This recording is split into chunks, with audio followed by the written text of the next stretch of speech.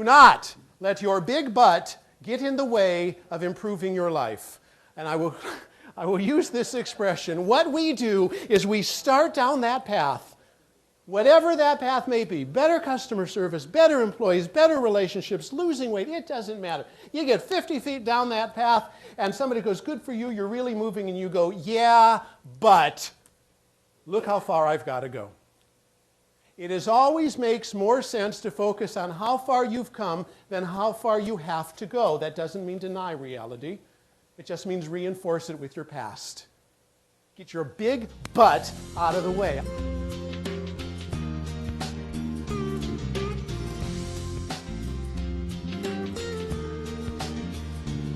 Prosperity is a state of mind. It's something that's going on up here. It is not necessarily always going on in here.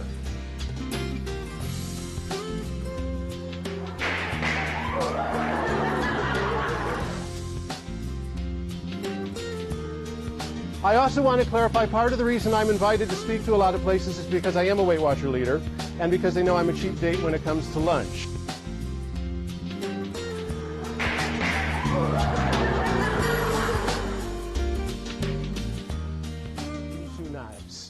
The 8th lesson at no additional charge. I finished my roundabout with the accountant.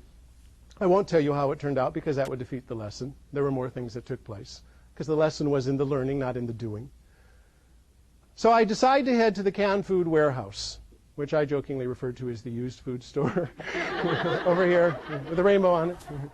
Canned food warehouse is a virtual delight of bent cans, foreign labels, and products that are no longer manufactured. I walk into canned food warehouse, depressed, needing food, to go together, pushing my little cart through the aisle, and I stumble across a wooden towel rack. $5.99. It's a nice looking wooden towel rack. It's kind of shiny and polished. Not a bad one. Now I think kids have an awful habit of throwing the towel on the floor. I want to get a towel rack for their bathroom.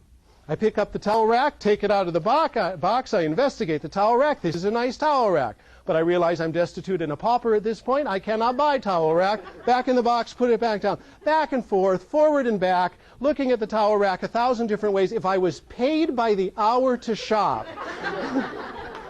I would have paid for this thing. I didn't spend this much time buying my car. Finally, I decide, what the heck, a great gesture, I will buy the towel rack. Proudly, I take the towel rack and stick it between the bent green beans and the Arabian-labeled cornflakes. I push my cart to the front. I pay for my towel rack, $5.99 with 37 cents change, if I remember correctly. I go home. My kids are both at school.